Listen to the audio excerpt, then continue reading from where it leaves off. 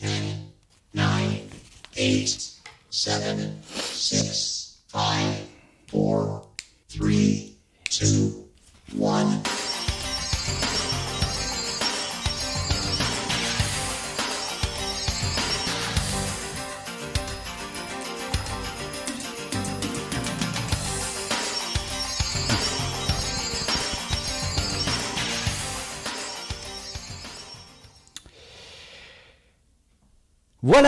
Voilà, bonjour à toutes et à tous. Bon, je vais vous dire tout de suite, c'est la panique, hein. J'avais bien travaillé, on a bien pris le temps, les invités sont arrivés et au dernier moment, je me suis rendu compte que j'avais commis un crime de lèse-majesté. J'avais mal orthographié le nom de famille du président de la chambre de métier, donc je sais, je vais me faire tirer les oreilles. C'est pas grave, il vaut mieux que je mette pas plutôt que j'écrive Éric Fauché, ET, ça se fait pas.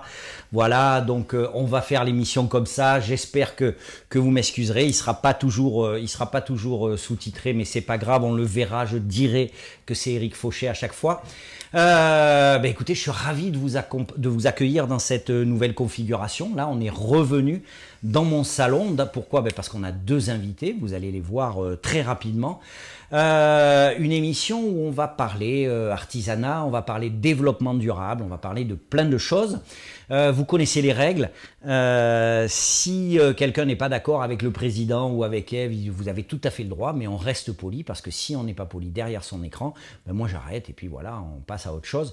J'en profite pour remercier à l'occasion de cette nouvelle émission les partenaires, hein, la Chambre de métier et de l'artisanat de la Haute-Vienne, la CCI 87, la CCI 23 et Limoges Métropole. Et vous verrez que pendant l'émission, on a 4 petits spots comme ça qui permettent, c'est normal, hein, de remercier les partenaires avec leur logo et tout, comme à la télé en fait, comme à la télé, sauf que c'est dans mon salon. Allez, je vais vous présenter nos invités. Voilà, ils sont là, vous voyez, ils sont un peu tendus, hein, ils sont un peu tendus, mais ça va aller. À votre droite, Éric Fauché. Bonjour Éric. Bonjour Bruno Gadras. Bonjour président. Alors, je le dis, c'est pas marqué président de la chambre de métier. Et à vos côtés, Eve Aiguepers. Comment ça va, Eve? Bonjour, ça va. Eve, elle est pas du tout tendue, hein. Vous voyez, elle est crispée, mais enfin bon, c'est pas grave. Eve Aiguepers, donc Eve, elle est chargée de mission, elle nous expliquera exactement ce qu'elle fait, c'est sous-titré. Et puis pour tout vous dire, on ne devait pas avoir ce plan-là pour commencer, mais bien sûr, au dernier moment, le plan prévu ne marchait plus. Voilà, alors on va commencer, si vous le voulez bien, avec Éric. Voilà, il est là, bien dans le nouveau fauteuil, hein, que j'ai acheté exprès. Alors j'en profite, s'il y a des gens qui se connectent, n'hésitez pas, surtout à vous faire connaître, à poser des questions et à nous faire un petit coucou, ça nous fera plaisir. Éric Fauché, président de la Chambre de métier et de l'artisanat de la Haute-Vienne, depuis quand? Eh bien, depuis novembre 2021. D'accord. C'est quoi le parcours avant? Vous êtes artisan, hein, j'imagine. Artisan voilà. Dans quel domaine? Je me suis installé en 1990, janvier 90, sur une petite commune de l'agglomération de Limoges, à Éjaux. En tant que quoi? En tant qu'électricien, plombier chauffagiste et énergie renouvelable. Vous avez toujours été à votre compte? Alors non, j'ai pas toujours été à mon compte. Je suis originaire de Linard, je suis parti sur Paris parce que sur la Haute-Vienne, il n'y avait pas beaucoup de travail dans les années 80. Donc je suis allé me perfectionner dans mon métier sur Paris. D'accord. Pourquoi, à un moment donné, on décide de... Alors, je suis en train de me rendre compte que là aussi, j'ai travaillé hier, j'ai fait plein de choses. Je vais juste changer quelque chose, vous allez voir. Là, c'est extraordinaire. Rien de ce que j'ai fait n'est rentré dans la machine. Donc, je change parce que c'est important. Hop, tac, tac, tac. Voilà, on change ça. Rien n'a marché. Ça me fait un plaisir fabuleux. Voilà. Comment on fait, comment on devient, parce que quand on est artisan, on a du travail à faire, on a plein de choses à gérer. Pourquoi, à un moment donné, on décide de s'impliquer dans la vie d'une chambre de métier? Alors, suite à mon départ à Paris, j'avais décidé de revenir sur la région, parce qu'on a un cadre de vie qui est quand même exceptionnel en Haute-Vienne, et ça m'a manqué énormément pendant les 5 années où je suis parti sur la capitale. Pourquoi j'ai décidé de m'installer à mon compte? Parce que, en fait, à un moment, on se rend compte qu'on a fait un peu le tour des emplois qu'on occupe, Ouais. et on a envie de passer à la vitesse supérieure, on a envie de se prendre en main et puis de dire ben, mon métier je le connais, je suis capable de me gérer et de mettre en pratique ce que j'ai appris. Après est venu le temps où je suis rentré au syndicat, à la CAPEB, pas tout de suite bien sûr, mais dans les 10 premières années, et de la CAPEB ben, on commence à donner du temps, et puis après on va à la Chambre des métiers parce que on voit qu'il y a des gens à la Chambre des métiers qui sont déjà des élus, des artisans, qui vous ont repéré, qui ont vu que vous aviez du dynamisme, et puis qui vous invitent à venir sur la liste de la Chambre des métiers. Donc en 2004, je suis parti avec l'équipe de Gilbert Robérol. D'accord. Et puis après? Et ça après, continue.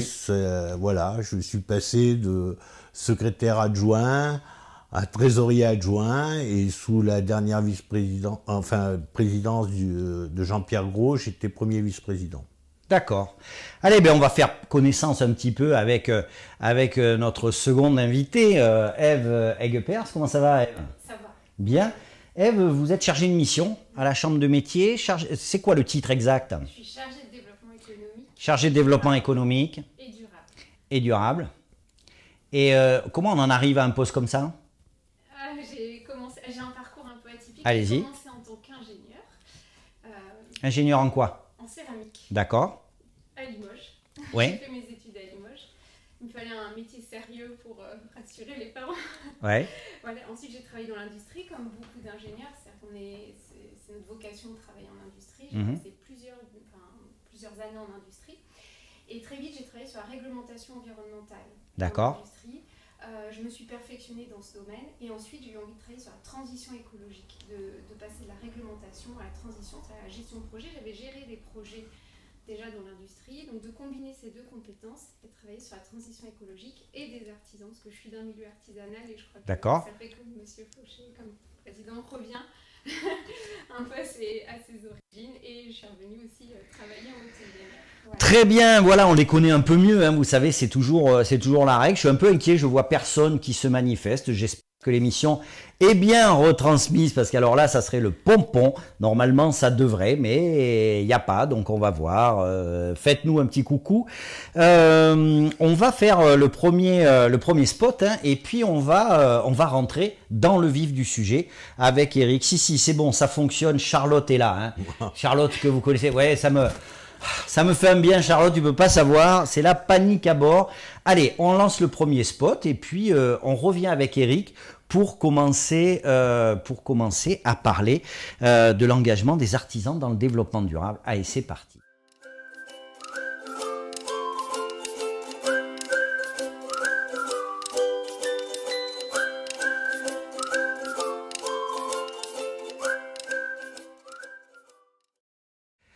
Allez, Eric, on est là pour parler développement durable et engagement de l'artisanat en matière de développement durable. Quand on parle déjà de développement durable, on parle de quoi? Alors, on parle déjà que les chambres de métiers se sont mis en CMAR, en chambre régionale des métiers de l'artisanat, donc Nouvelle-Aquitaine. Oui. Et moi, je suis le président, je suis un des 12 présidents de cette CMAR. Ouais. Quand on a passé en 2021 en CMAR, dans la feuille de route des chambres de métiers, il y avait le développement durable. Ouais. Voilà pourquoi aujourd'hui on a un technicien, en l'occurrence Ève, qui amène le projet, qui va dans les entreprises et qui va voir les besoins de nos ressortissants. Alors, j'entends bien ce que vous me dites, à savoir, il y a un petit peu une refonte, hein, je dirais, de la chambre de métier qui est plutôt sous un angle régional, ce qui n'empêche pas d'ailleurs la présence et la proximité départementale. Et vous me dites, ça fait partie de la feuille de route. Mais la réalité, c'est que le développement durable, je ne suis pas certain que les artisans aient attendu que ça figure sur une feuille de route pour commencer à y penser. Non, effectivement. Il y a certaines branches de l'artisanat, notamment les métiers du bâtiment et des travaux publics, qui sont mis depuis les années 2000 en ordre de marche, notamment dans le retraitement des déchets qui appartiennent aux clients la plupart du temps. Il faut savoir que les déchets du BTP, ça représente 52 millions de tonnes annuelles, ce qui n'est pas une mince affaire. Il y a un retraitement qui est à faire derrière. Déjà à l'époque avec la CAPEB, on avait mis en place CAP 87 Environnement, dont j'ai été le président. C'était un outil qui était mis en place pour aider les artisans à retraiter leurs déchets. Donc on leur mettait la logistique avec un partenaire en local qui était équipé en retraitement, et on était sur une dynamique de triage du déchet. Alors, oui. En fait, il y a aussi, j'aimerais contribuer la légitimité de la CMA-ENA 87, elle provient aussi d'un réseau environnement qui date, il y avait déjà des experts environnement qui travaillaient essentiellement sur la réglementation, comme j'ai fait pendant mon parcours, Ouais. qui conseillaient les artisans sur la réglementation environnementale. Là, on s'est renforcé et, comme voulait dire notre président, en se régionalisant, c'est-à-dire que maintenant on est à 1 à 2 experts par département sur la région, on travaille en réseau. Et effectivement, on est passé sur des thématiques de développement durable, de transition écologique pour suivre les attentes des artisans qui, effectivement, ne nous attendent pas tous et certains engagent leurs projets, les mènent sans la présence de la chambre de métier. Mais nous, on a développé cette compétence et on arrive à les soutenir sur cette thématique maintenant par du conseil technique, par de la recherche de financement. Voilà. Donc, ben, écoutez, je vais vous dire au revoir parce qu'en fait, tout est dit. Voilà. Et ça, vous savez, on prépare l'émission en amont et tout ça. Il y a la question de, on met du bleu, on met du machin. Vous leur dites bonjour à la chambre de métier et ils vous expliquent tout en 2 questions. Donc voilà. Non, c'est pour rire, bien évidemment. Non, mais ils sont passionnés. Alors, on va revenir sur chaque point parce que ça fait du bien quand ça sort comme ça. On va pas dire qu'ils ont répété cet après-midi. Non, on va pas le dire. Mais tout est prêt, tout est en place. On va bien évidemment détailler tout ça et puis on va s'appuyer. Oui, Charlotte, j'allais y venir. Charlotte, elle peut me remplacer. Elle dit on veut des exemples concrets de réussite. On va venir aux exemples. Charlotte, chaque chose en son temps. Pour l'instant, on en était à l'historique et à la déclinaison de la feuille de route. Hein, et on va y arriver, on va en parler. J'ai l'impression aussi que quand on parle de développement durable, déjà, ma première question c'est quel intérêt les artisans ont à prendre en considération cette notion de développement durable, président? Alors, il y a plusieurs notions dans le développement durable. On le voit bien avec la crise énergétique qui se profile. Ça, c'est tout neuf, là. Hein. C'est tout neuf, ça vient de nous tomber dessus. Donc, c'est rationaliser aussi les déplacements des artisans. Moi, je le pratique au niveau de mon entreprise. Vous pouvez bien penser que quand vous avez 4 collaborateurs, des apprentis, à un moment, vous travaillez sur des secteurs géographiques de clientèle pour avoir des déplacements rationalisés. Donc aujourd'hui, chaque entreprise est en capacité, ce que je fais, les entreprises s'y sont toutes mises à rationaliser leurs déplacements. Ça, c'est pour les entreprises de bâtiment que je connais bien, mais les autres font pareil. C'est pour les boulangers de trouver de nouvelles sources de production de chaleur pour leur four. On va en parler. Voilà. On a un exemple concret. Hein. Oui. Là, Charlotte, on a un exemple concret. Donc, on va en parler. Aujourd'hui, je vais piquer un peu, mais c'est vraiment pas l'objectif. Mais et on arrive à vous, Ève, après. Hein. Je vais piquer un peu, mais aujourd'hui, prendre en compte le développement durable. Là, je parle dans l'actualité immédiate, c'est aussi et surtout, tout de suite, je parle, un problème d'économie. Un problème économique. Quand vous dites rationaliser les déplacements, forcément aujourd'hui, vu le prix de l'essence, vu le prix de l'électricité pour les voitures électriques, etc., ça c'est un levier. Oui, Tout de suite. C'est par contre, Ève, on ne suit pas du tout les questions. Hein. Je ne sais pas si on y arrivera, mais on ne suit pas du tout les questions. Par contre, l'engagement, lui, n'est pas lié simplement à cette donnée d'économie. Alors il y a les deux, mais déjà dans le terme développement durable, il y a forcément la notion de développement économique, de développement humain, la notion de progrès, de prospérité. Donc ça, pour l'instant, on est sur ces thématiques-là et on les laisse corréler le développement économique avec le terme durable. Qui signifie qu'on ne compromet pas, qu'on se développe, mais tout en gardant une soutenabilité environnementale, sociétale. C'est-à-dire qu'on se développe, mais on n'engage pas les ressources des générations futures et surtout on ne compromet pas leurs droits au même développement économique. Donc effectivement, dans les chambres de métier, on a toujours les deux aspects. Et c'est vrai que certains artisans, beaucoup d'artisans, nous contactent d'abord sur le volet économique. Face aux problèmes de hausse de prix de l'énergie, du carburant, des matières premières, la volatilité aussi qui fait qu'ils ont du mal à se projeter et à savoir se positionner. Et nous, on a une réponse environnementale, mais aussi économique. On est d'abord chargé de développement économique. Vous le voyez, ça me laisse un peu pantois parce que elle a bossé à l'école, forcément, pour parler comme ça, elle a travaillé à l'école, mais on va... Ah, Ève, on entend assez peu Ève. On me dit, il faut remonter le micro peut-être. Ève, alors attends, on va voir ça. Allez-y, parlez. Alors vous nous disiez quoi, qu'il venait vers vous pour... Je repars du début, c'est ça? Non, mais... J'ai travaillé à l'école, mais aussi je suis passionnée du sujet. Et les artisans, oui, nous contactent d'abord, généralement, pour des économiques.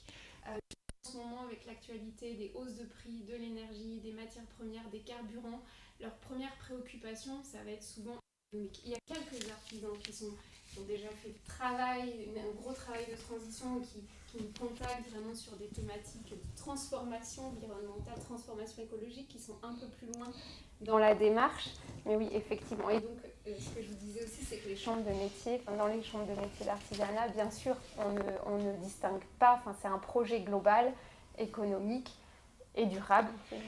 Ève, je pense que le micro est éteint. Ah. Je pense, on va regarder, on vous cache rien, hein. Est-ce que le micro... Eh non, il est allumé, donc j'espère que vous avez mieux entendu. Peut-être que je parle mais plus je fort. suis pas sûr, peut-être faut qu'elle va... Charlotte, ah non, elle dit que c'est beaucoup mieux, donc écoutez, très bien. Président, une petite question, est-ce que c'est si naturel que ça pour les artisans de se tourner vers la chambre de métier et de dire voilà, j'ai besoin qu'on m'aide justement par rapport à cette thématique générale. Je voulais l'aborder tout à l'heure, j'ai l'impression que la thématique du développement durable va un peu de pair avec l'engagement RSE. Hein, la responsabilité sociale et environnementale, c'est bien ça, c'est ce que ça veut dire. Mais autant la responsabilité sociale et environnementale, ça peut parler. Est-ce que c'est vraiment une préoccupation et qu'ils viennent vers vous en disant « aidez-nous » Alors, on aimerait... je précise, je décorrèle ça du côté économique. Hein?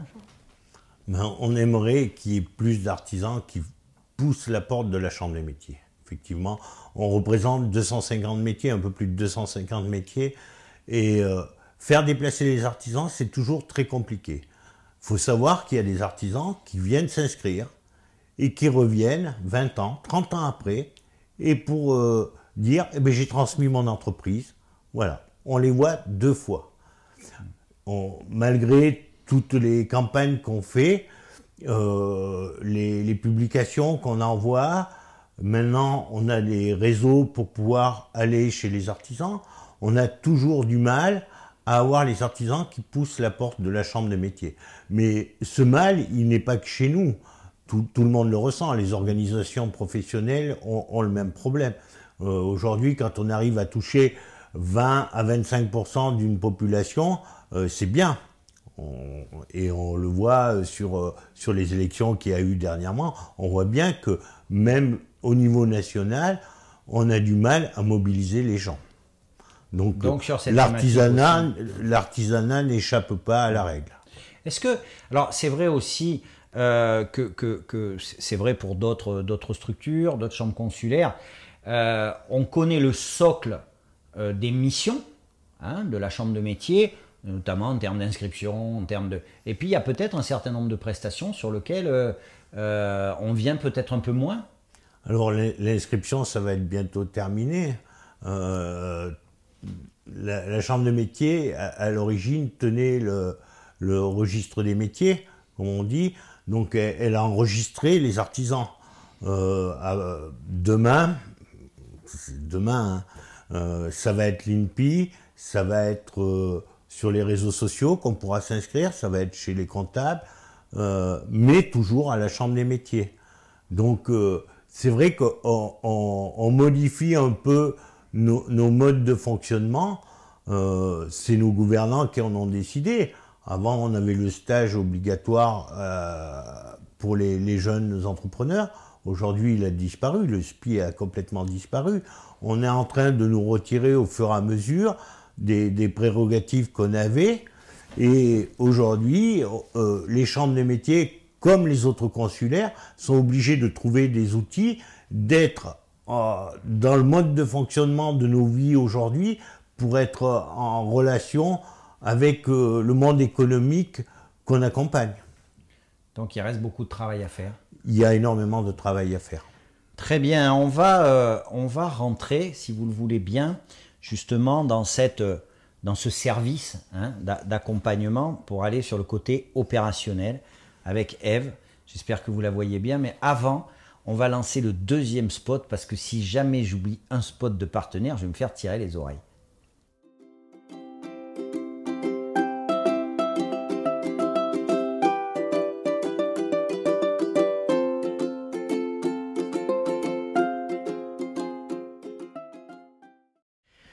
Voilà, vous avez Ève en plein écran, hein, vous avez marqué salon, au cas où vous n'ayez pas remarqué qu'on est dans mon salon. Mais bon, je me disais que c'était pas mal. Je vous invite aussi à regarder la belle, le beau tableau, la Limoges, ça fait toujours un peu de pub.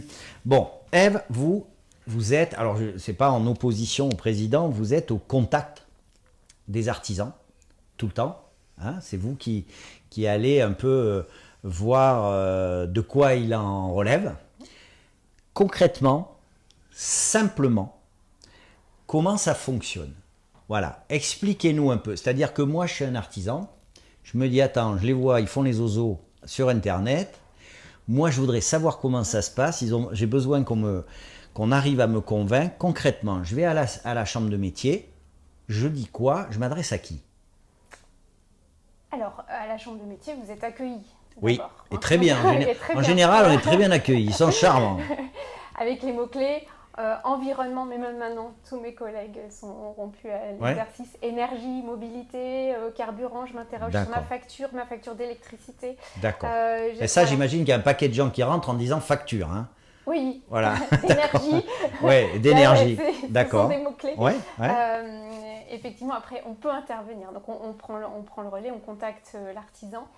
Souvent, on prend rendez-vous parce que le conseil par téléphone, qu'on prodigue aussi à tout moment, hein, n'hésitez pas à nous... Ils savent vraiment ce qu'ils veulent en venant, ou ils disent, voilà, j'aimerais bien faire le point sur... Alors, on n'a pas toujours un besoin exprimé. On a souvent, la porte d'entrée, c'est souvent le problème. Non, la demande n'est pas forcément globale de faire un point sur l'écologie ou sur l'environnement, sur la transition écologique. Mais ensuite, on a des outils qui sont vraiment développés pour l'artisanat et qui nous permettent d'orienter, qui nous permettent déjà de traduire, de répondre aux problèmes, de savoir sur quel dispositif accompagner l'artisan. Donc on part avec des diagnostics, soit des diagnostics globaux, on va poser des questions sur différentes thématiques, soit des diagnostics spécifiques. Donc par exemple sur l'énergie, que ce soit l'énergie du bâtiment, l'énergie du process, sur la mobilité, On peut aussi échanger spécifiquement sur les déchets, souvent en lien avec les matières premières. Ouais. Et puis on peut aussi faire le point sur l'eau. Et on a donc je vous ai dit, des diagnostics spécifiques ou globaux. Et ensuite, à partir de là, donc on détermine un plan d'action avec l'artisan. Donc on se déplace dans l'entreprise pour avoir toutes les informations concrètes, les informations chiffrées. Ce plan d'action, il est chiffré ou pas selon le temps que l'artisan souhaite passer avec nous, comment il souhaite être accompagné. Chiffré, c'est-à-dire que si on a des conseils techniques qui sont à coût zéro, mais on peut avoir des conseils techniques qui nécessitent un investissement justement après pour réduire l'impact économique et écologique. Et quand on a comme ça des investissements, on peut calculer des retours sur investissement, chiffrer ces actions. À partir de ce plan d'action, il y a soit un passage à l'acte ou pas. Donc on a à peu près diagnostiqué 60 entreprises sur la Haute-Vienne en 2022. D'accord. Et le passage à l'acte, il concerne une vingtaine d'entreprises, dont certaines, au moins une dizaine, ont investi pour la thématique du développement durable, des investissements allant de 5 000 à 10 000 euros. Pardon, 5 000 à 50 000 euros, pardon. Je veux m'assurer quand même, je vois Katia, Charlotte, rassurez-moi, dites-moi que vous entendez bien Ève, parce que c'est important. Je voudrais juste la reprendre sur un terme, moi, c'est ce fameux passage à l'acte. Non, on va appeler ça, on va dire qu'ils avancent, ils vont avancer, ils veulent un plan d'action, etc. Katia, vous connaissez peut-être Katia, Katia qui nous dit, dans la majorité du temps, les artisans entendent parler de certaines aides et donc sollicitent la chambre de métier afin de connaître les dispositifs auxquels ils sont éligibles. Ouais. On en revient un petit peu toujours à la même chose et c'est normal, il y a ce côté économique qui compte. Mais vous, j'imagine que, et vous l'avez très bien dit, bien sûr, vous ne niez pas ce côté économique, aide, etc. Mais l'idée, c'est plutôt de faire un diagnostic et de mettre en place un plan d'action qui va s'intégrer sur la durée et qui va aller au-delà du simple principe d'aide ou de non-aide. Oui, bien sûr. Et j'aimerais rebondir sur une de vos questions sur la responsabilité sociétale et environnementale des entreprises. Mais en fait, forcément qu'il y a derrière une démarche allant vers la prospérité économique de l'entreprise. À la clé, ce sont des emplois locaux. Les emplois artisanaux ne se délocalisent pas. Il y a une présence d'un artisan sur un territoire. Les artisans, ils forment nos apprentis, ils forment des jeunes, ils prennent des stagiaires. Voilà, ce sont des emplois, parfois des emplois d'un dirigeant, mais aussi de la compagne. C'est une famille qui vit autour de cette entreprise. Donc effectivement, et puis donc, on va partir avec eux sur du conseil technique et des aides financières autant qu'on peut, autant que ça corresponde aux politiques et puis aux besoins de l'artisan. Voilà, mais on va aussi gérer le projet parce que c'est peut-être une des raisons pour lesquelles les artisans ne nous sollicitent pas toujours, c'est le manque de temps. L'artisan, il n'a pas toujours le temps de prendre le recul comme ça. Et en fait, en poussant la porte d'une chambre de métier, en s'adressant aux experts, que ce soit sur le numérique, l'innovation, l'environnement, aux experts métiers, comme ça, en fait, ils ont une ressource qui va gérer le projet et les accompagner pour réaliser ce projet. Moi, écoutez, je pourrais l'écouter toute la nuit. Quand elle parle comme ça, c'est un côté hypnotisant. Non, mais on est rassuré. Vous êtes président, vous savez que quand elle voit voir les artisans, elle bosse, quoi. C'est un côté fascinant. Je reviendrai, Ève, sur le côté très opérationnel, parce que je voudrais qu'on ait quelques exemples. Voilà. Mais je me faisais la réflexion, en vous écoutant parler, on ne suit pas du tout le truc. On est d'accord, on ne suit pas le schéma qu'on a travaillé. Je me disais, il faut que je demande au président, vous avez soulevé à un moment donné l'impact de l'artisanat sur un territoire, la proximité, de l'emploi, etc. Président, est-ce que aujourd'hui vous estimez que la place de l'artisanat est assez reconnue, que les artisans et tout ce qu'ils amènent en termes de vie, à la fois sociale et économique, est assez épaulé aujourd'hui? C'est pas une histoire politique, est-ce que vous estimez qu'ils sont à leur juste place et compte tenu là de ce qui se profile justement avec l'énergie, etc. Est-ce que vous pensez qu'on va bien penser à eux quand il va s'agir de prendre des décisions? Alors, les artisans sont bien représentés, du moins on essaye de le faire, en chambre de métier. La représentation des artisans, elle est dans le moindre petit village, il y a un artisan. Qu'il soit ébéniste, menuisier, boulanger. Ils sont les acteurs du tissu rural. C'est incontournable. Demain, on ne peut pas se passer de boulanger ou de boucher à proximité. On a besoin de tous ces métiers. Et c'est pour ça que la Chambre des métiers a 250 métiers et même plus à son actif. Et elle est là pour valoriser ces artisans. Alors, les artisans, ils ont une place très importante dans l'économie rurale, dans l'économie locale, et c'est un impact fort sur la vie des territoires. Et vous pensez que les autorités reconnaissent assez ce que... Malheureusement, non. Je crois qu'il y a d'autres organisations qui ont moins de ressortissants que nous. On est quand même la première entreprise de France. Il ne faut pas l'oublier. On est organisme de formation. Aujourd'hui, les apprentis sont formés par des artisans, par des confrères. Moi-même, j'en ai toujours eu et j'en ai toujours formé. Les CFA, le CFA du Moulin Rabot, qui est sous la tutelle de la Chambre des métiers, centre de formation des apprentis, forme plus de 650 apprenants. C'est des métiers de la coiffure, les métiers de la boucherie, de la boulangerie, de la charcuterie, on a l'automobile, la carrosserie.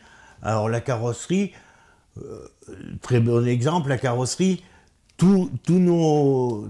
et les coiffeurs que j'oubliais, la carrosserie, il faut savoir qu'on manque de chaudronniers dans ce pays.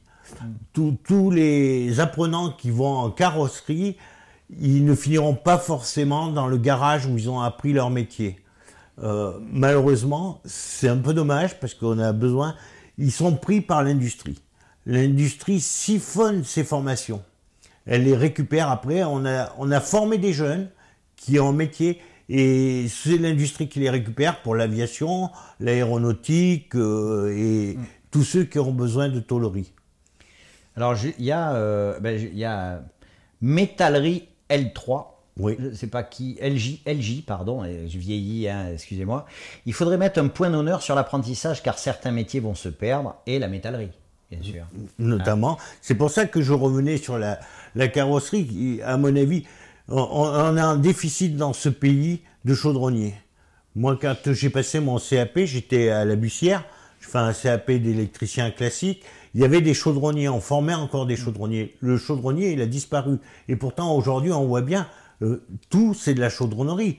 Que ce soit à Toulouse pour la fabrication des avions, on a besoin de chaudronniers. Et on a du mal. On a du mal. On va revenir sur le développement durable à Charlotte. L'apprentissage est une voie d'excellence, on le dit, on le répète. Aujourd'hui, au CFA de Moulin Rabot, on forme les jeunes, y compris sur les véhicules électriques. Oui, basse consommation, on les sensibilise au développement durable, au niveau du gaspillage alimentaire, etc. C'est clair. Et puis il y a un rebond quand même de l'apprentissage, à un moment donné c'était descendu, pour plein de raisons d'ailleurs, on pourrait consacrer une émission entière à l'apprentissage, parce que il y a des choses très bien, puis il y a des choses moi qui m'interrogent un peu plus, notamment l'apprentissage, l'alternance post-bac, hein, ça peut poser question, il y a des choses très intéressantes. Merci Charlotte pour cette précision, on est d'accord sur l'apprentissage. Je voudrais qu'on revienne un peu sur Ève. Je voudrais qu'on revienne discuter avec Ève. Ève, vous nous avez dit voilà un peu quel était le processus pour se rapprocher des entreprises. En général, les artisans ont de grosses attentes, de petites attentes. Est-ce qu'ils ont une vision un peu... Le mot est pas bien choisi, mais j'ai que celui-là qui me vient en tête. Un peu trop centré ou un peu trop étriqué par rapport aux enjeux. Comment ça se passe? Donnez-nous quelques exemples, par exemple, d'entreprises dans lesquelles vous allez et pour lesquelles, je ne sais pas, moi, on va parler juste d'économie d'eau ou d'économie de transport, alors qu'il y aurait peut-être des choses beaucoup plus larges à faire. Bon, alors j'ai du mal à être impartiale parce que je Non, mais passe ma vie avec les artisans. ne et soyez puis, pas voilà. impartial. Moi, je ne le suis pas. Soyez naturel. Allez-y. Alors, moi, je suis fan, c'est-à-dire qu'ils ont toujours, ils sont toujours à l'écoute. Surtout Oui. quand on vient les aider, ils sont toujours à l'écoute. Jamais vu de vision étriquée et au contraire. Alors, Non, mais il y a étriqué, deux- je parle étriqué, c'est pas un manque d'ambition, Oui. c'est venir vous voir pour un point, alors que peut-être stratégiquement, il y en a 10 à traiter. Ah oui, parfois, mais ils Voilà. sont à l'écoute des 10. D'accord. Et alors, c'est comme ça qu'on évalue la maturité écologique d'une entreprise. En fait. D'accord. Et après, on va pouvoir estimer. La maturité écologique d'une entreprise, c'est le degré de réflexion auquel ils sont par rapport à leur développement, la prise de conscience. Oui, mais on est aussi sur quand même des paramètres concrets. Allez-y. C'est-à-dire en fonction, par exemple, du bâtiment, de l'isolation du bâtiment, des mètres carrés chauffés, du moyen de chauffage. On va aussi poser des questions sur le process, je vous l'ai dit, sur la mobilité, Oui. quels sont les véhicules. Alors, on a de tout, hein. On a des artisans qui investissent dans des véhicules faibles émissions. C'est possible ou pas selon les métiers. Hein. Il y a des métiers Bien sûr. sur lesquels ils ne peuvent pas, il n'y a pas une offre assez développée pour répondre avec des véhicules faibles émissions. Donc voilà. Alors, vraiment, j'ai rencontré à la fois des artisans qui m'ont même donné des conseils de lecture sur la transition écologique, D'accord. qui était d'un engagement environnemental très abouti. Important, ouais, très Et abouti. d'autres, effectivement, c'est juste la question va juste porter sur un problème, généralement, c'est quand même les coûts de l'énergie et comment faire face à ces augmentations d'énergie. C'est ça le levier. En général, c'est pas dénaturer la chose, mais c'est ça le levier. On se pose plutôt la question en disant, attends, si demain j'isole, je dépenserai moins en chauffage ou... C'est souvent l'énergie, ou alors la réglementation environnementale est aussi un point d'entrée des questions sur la réglementation. Il y a une évolution avec notamment la loi anti-gaspillage, une évolution des réglementations sur le tri des déchets. Donc ça va être aussi un des axes à regarder avec les artisans. C'est-à-dire qu'on va intervenir selon la maturité de l'entreprise, soit sur des points de réglementation, soit sur vraiment une transformation. Voilà, on a... Président, on va passer, je vais revenir sur ce point-là, mais il y a un petit spot de pub. Hein. Alors c'est parti.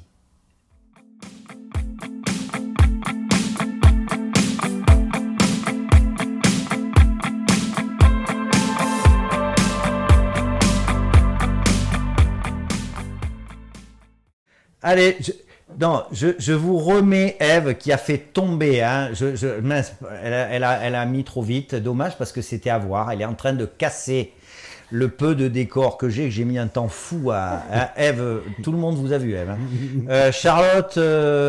Charlotte, Métallerie, Katia, assurez-moi que vous avez vu Ève tenter de détruire le décor que j'avais mis. Président, Ève soulève un point sur la réglementation. On a toujours dit, les artisans, leur premier travail, c'est d'abord de travailler, de faire leur métier. Et c'est pas forcément ni d'être dans les papiers, ni d'être dans les livres de loi, etc. La Chambre de métier a un gros rôle à jouer là-dessus, sur l'accompagnement des entreprises dans la connaissance de l'environnement dans lequel ils travaillent. Parce que j'imagine que tous les plombiers, tous les électriciens, tous les charcutiers, ils ont autre chose à penser avant, non?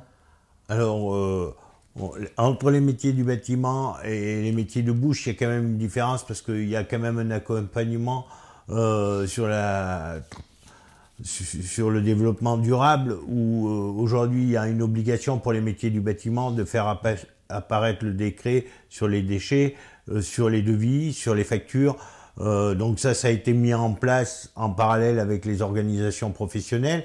Pour ce qui est des métiers de bouche, effectivement, ou des autres métiers, la Chambre des métiers a toute sa place pour aller accompagner nos ressortissants. On l'a fait dernièrement, on est intervenu à la fin de l'Assemblée Générale des coiffeurs, où on est allé leur faire une présentation du développement durable. Ça passe par le recyclage des déchets, le conditionnement des produits, On voit bien qu'aujourd'hui l'industrie a pris du retard à proposer des flacons qui sont ou recyclables ou réutilisables. On a des déchets qui sont toxiques, notamment sur les coiffeurs. Donc tous ces produits, moi je sais pas, j'ai pas de cheveux, je vous dirai pas les produits qui sont utilisés. C'est pas moi qui vais faire la comédie là-dessus. Voilà. Hein. Mais je sais que les dames qui vont chez le coiffeur, quand elles font faire les couleurs, il y a certainement des produits qui sont dans des flacons qui doivent être retraités derrière. Ce sont d'autres métiers. La boucherie, elle a des déchets à retraiter aussi.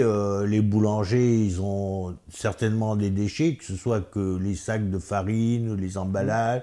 Voilà, tout le monde crée du déchet. À partir du moment où on travaille et qu'on achète des produits, à un moment, il va bien falloir que les emballages, on les retraite. Et qu'on les retraite bien. Alors justement, on ne pouvait pas trouver meilleure transition.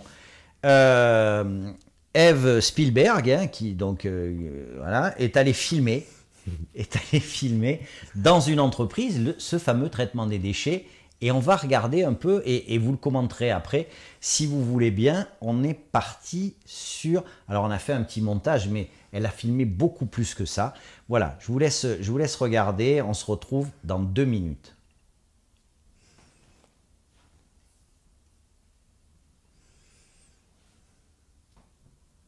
Du coup, Michael Bell, je suis artisan dans le nord de la Haute-Vienne. La création d'entreprise, c'est depuis 2008. Du coup, nous fabriquons essentiellement le massif, tout ce qui est bois et dérivés.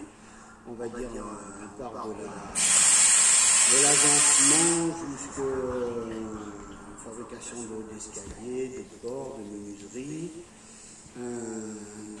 Tout ce qui va toucher le bois, qui va servir où nous produisons les déchets qui vont être récupérés par tous les tuyaux par l'aspiration, qui vont être stockés dans une cuve qui va après compacter les déchets pour les réduire en volume.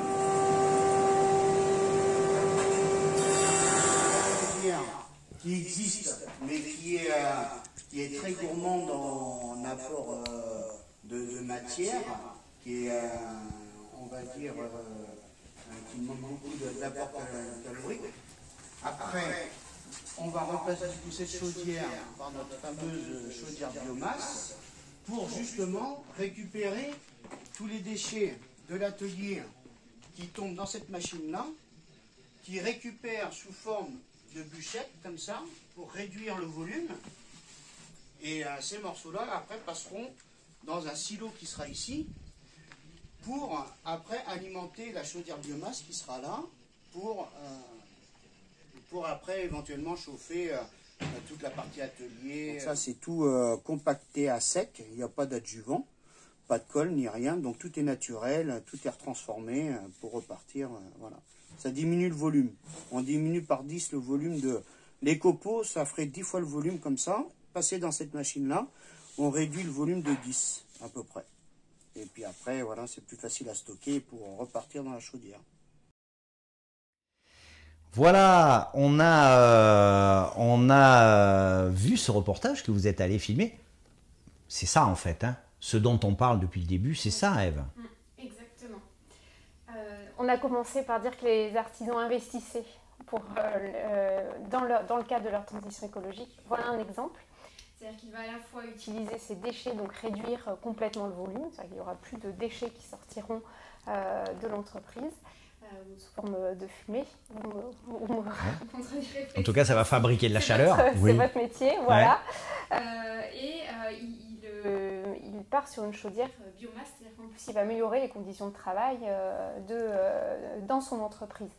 Donc ça, c'est issu d'un diagnostic de tout le processus que je vous présentais. Alors, je sais que je n'ai peut-être pas assez présenté d'exemples ou de cas concrets, mais voilà. Voilà ce que ça donne. Là, on a un exemple concret voilà. Qui est issu d'un diagnostic global de l'entreprise. Exactement, la chambre de métier accompagne.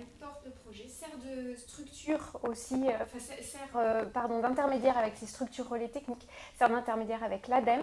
On est sur un projet financé en partie par l'ADEME. Voilà le fonctionnement et on a comme ça engagé sur des investissements assez lourds, une dizaine d'entreprises sur la Haute-Vienne. Donc il y a eu des changements de fours qui sont en cours. On vous a présenté que des projets d'actualité. Sur lesquels, en plus, dont je peux vous parler parce que je suis intervenue personnellement. On m'a dit, on te fait venir la spécialiste. Alors moi, bien sûr, je suis content. Voilà, donc par exemple, les fours de boulangerie qui sont sur des énergies gaz ou fioul qui vont passer sur l'électrique. Donc ça, il y a un impact environnemental, mais aussi un impact sur la qualité de vie au travail. C'est des fours programmables, etc.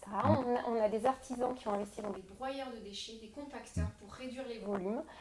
Pour pouvoir après, quand on est sur du déchet vert, le valoriser en paillage.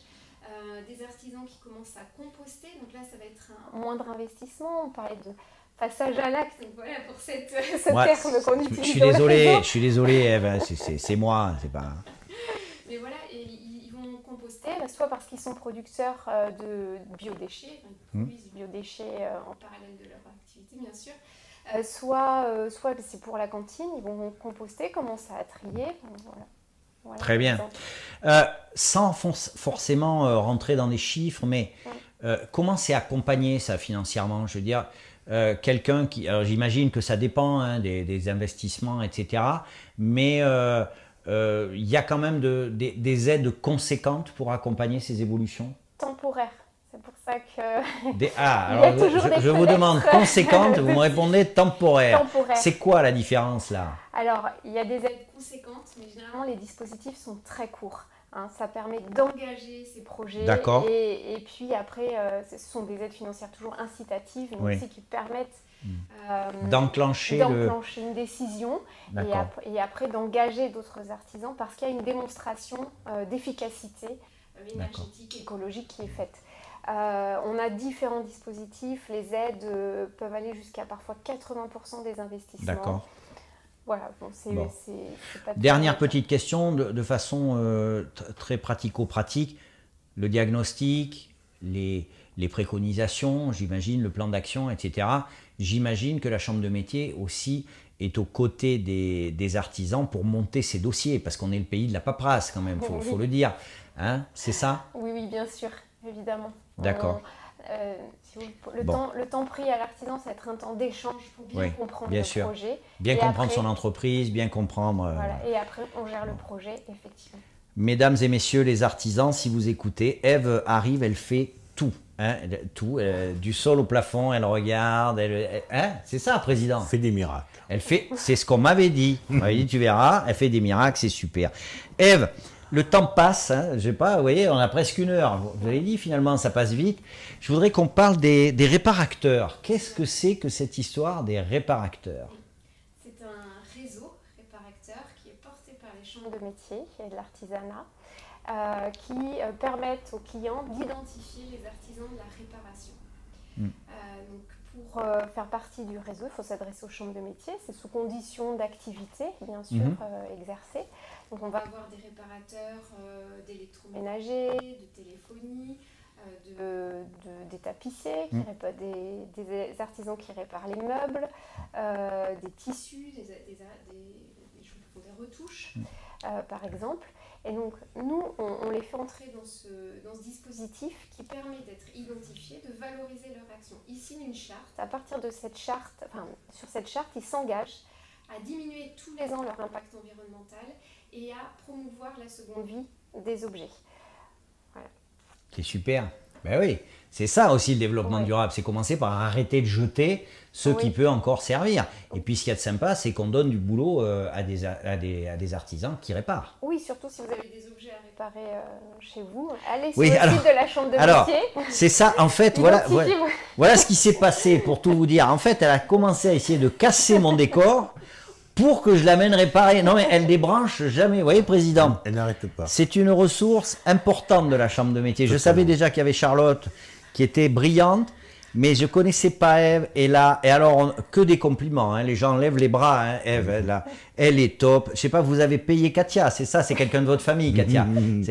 Elle n'a de cesse de dire que vous êtes formidable. Bien, on s'approche de la fin tranquillement. On est là aussi, et d'abord parce qu'il y a... déjà parce que ça fait plaisir de vous recevoir, mais je vais passer un dernier petit spot, il y en a 4, c'est normal. Et puis je voudrais qu'on échange sur cette semaine du développement durable. Il va se passer des choses sur le territoire, et c'est vous, Président, qui allez m'en parler après le spot.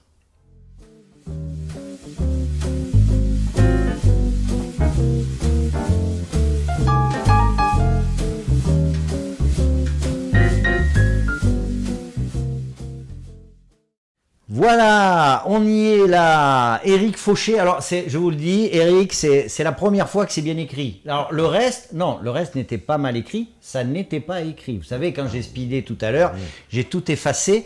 Là, vous êtes à l'écran à côté d'Ève. Et puis il y a ce visuel, hein, cette affiche. Qu'est-ce qui va se passer les 23 et 24 septembre, par exemple? Alors, le 23 et le 24 septembre, va être mis en place à la Galerie des Métiers une exposition. Donc la Galerie des Métiers, hein, c'est avenue Garibaldi à Limoges, là, c'est un lieu très sympa. Un lieu très sympa où il y a toute l'année des petites ouvertures d'expositions, de galeries, des savoir-faire, des artisans, de ventes pour Noël, oui. où on fait venir nos artisans. Et là, on va faire venir des artisans, mais des réparateurs. Donc, ils vont être là pour faire voir qu'ils savent réparer. Je vais donner un exemple. Qui vont pouvoir réparer votre vieux hocher que vous avez fait tomber du meuble, par exemple. Voilà, mon vieux hocher. Voilà. Mais il est vieux, là. Il commence à... D'accord. Donc là, on va pouvoir voir sur pied, hein, sur pièce, ce dont nous a parlé. Ève y sera? Non, elle ne sera pas. Oh, elle sera pas loin. Bon, allez, je vous le dis, hein, Ève ne sera pas loin. Elle vous expliquera ce qu'elle n'a pas pu expliquer aujourd'hui. Non, mais donc là, c'est l'occasion d'aller à la rencontre des réparateurs, parce que c'est vrai qu'on a perdu un peu cette habitude de faire réparer. Alors, je me rappelle plus de la liste, mais il va y avoir effectivement des artisans qui vont être présents et qui vont pouvoir prendre des rendez-vous s'il y a des gens qui sont intéressés. C'est ouvert au grand public. Ça va démarrer l'après-midi et ça finira le vendredi soir. Le samedi soir, oui. Ça démarre le vendredi après-midi et ça finit, c'est ça? Voilà, ouais. 23 après-midi, 24 toute la journée. Geoffrey qui dit bien sûr que Ève est au top aussi, je ne sais pas ce qui se passe. Charlotte qui dit que l'équipe de la CMA est au top, mais elle va pas dire c'est une bande de feignants. Non, mais non, ça se dit pas. Mais en plus, c'est pas vrai. Bien sûr, Charlotte n'oublie pas de rajouter des choses si jamais on a oublié. Et puis il y a le 26 septembre, hein, un moment un peu convivial et différent. Le 26 septembre, ça va être sous un autre format, ça va être sous un format café, avec Ève qui interviendra notamment pour expliquer à quoi sert le réparateur, qui peut rentrer dans cette démarche de réparation et de réutilisation de certains objets que en fait ça peut être une machine à coudre, ça peut être plein d'objets qui peuvent être réparés, des petits objets. Et là, on est totalement dans une démarche de développement où on va remettre en marche des vieux outils ou des machines qu'on utilise au quotidien. Auquel on tient, qu'on a un lien familial, voilà. On redonne l'adresse de la Galerie des Métiers, qui est adossée à la Chambre de métiers, 12 avenue Garibaldi à Limoges, entre les Galeries Lafayette et le Centre Saint-Martial. Je l'ai bien fait, hein? C'est vrai. Ève, vous vouliez dire quelque chose? Pour clarifier, l'exposition. Il y a des artisans, elle est ouverte à tous, tout public peuvent se rendre à l'exposition. Oui. Et le café, c'est pour les artisans. C'est pour les professionnels. Les artisans peuvent s'inscrire sur le site internet de la Chambre des métiers. Alors, vous avez toutes les coordonnées. Là, ça passe un peu vite, mais vous avez toutes les coordonnées de la Chambre de métiers. Sinon, je vais vous donner, c'est le 06 12 14 18. C'est le numéro d'Ève, hein, si vous voulez avoir l'adresse. Non, c'est pas vrai. Bien sûr que non. Voilà, on se rapproche tranquillement de la fin. Je voudrais, tiens, Ève, si vous aviez un souhait, on parle de développement durable, là, si vous aviez un souhait pour développement durable à réaliser dans les 5 ans, ce serait lequel? Qui se réalise ou que je dois réaliser? Non, que Ouais. vous pensez que c'est un objectif premier, que c'est voilà, que c'est quelque chose qui vous tient particulièrement à cœur et que vous aimeriez qu'on tende vers ça et éventuellement que ça se Contente. concrétise. Alors, j'ai 2 objectifs. Allez-y. Le premier, les personnels, c'est l'exemplarité. Et c'est vrai qu'on a tous à progresser sur Ça, ce et sujet. à qui le dites-vous? Et pour ça, il faut du recul Ouais. sur ce qu'on fait, sur ce qu'on est en train de faire. C'est une vraie hygiène de vie au quotidien, toujours s'interroger. Est-ce que C'est je peux vrai. faire autrement? Est-ce que je peux faire mieux? C'est vrai. Ça, c'est la première chose. Et ensuite, c'est parce que c'est super, on parle des artisans. On parle de nos efforts du quotidien. Souvent, les artisans gèrent leur entreprise comme ils gèrent leur vie. C'est Bien sûr, intrinsèquement bien sûr. lié. Et On donc, dit souvent il c'est leur faut- bébé, hein, c'est un peu leur Voilà, famille. ils sont Ouais. dans ces efforts, mais mon souhait, Ce serait quand même que ces efforts à grande échelle, impliquant les gouvernements, les industriels, qui ont un impact encore plus fort. Et c'est-à-dire que quand ils changent, quand ils engagent une transformation environnementale, ils ont un impact, déjà une visibilité en plus, forte, et ça, j'aimerais.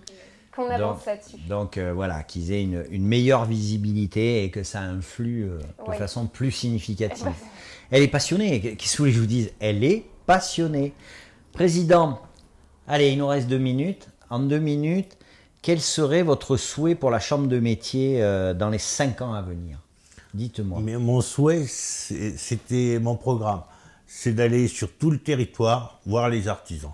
Je vais y être demain, je vais faire deux remises de titres de maître artisan d'art. C'est d'aller rencontrer les terrains. Le rôle d'un président de chambre de métier, c'est pas d'être dans un bureau à la chambre des métiers et avoir de charmantes personnes comme Ève. Non, c'est d'être sur le terrain, comme elle fait, d'être sur le terrain au plus proche des artisans, au plus proche de leurs besoins. Et sur les 5 ans de mon mandat, je me suis donné pour mission d'aller voir les artisans, des métiers qu'on ne connaît pas. Je l'ai fait pendant la campagne. Je suis allé voir des métiers, des petits artisans. Des fois, c'était tellement petit que on se disait mais c'est énorme ce qu'ils savent faire. Et pourtant, c'était une toute petite structure. Et ça, c'est l'artisanat. Ça part de rien et ça peut complètement exploser. Voilà une belle déclaration d'amour. Hein. Je reprends ce que dit Geoffrey, que je salue et qu'on salue. Tous les artisans donc pour le fameux café sont les bienvenus au Café du Développement Durable. Vous voyez, il a eu la bonne idée de mettre le site, le lien du site pour aller vous inscrire. Donc ça veut dire que vous pouvez à la fois le faire dès maintenant, mais vous pouvez également le faire dans le replay puisqu'il y aura les échanges qu'on a eus.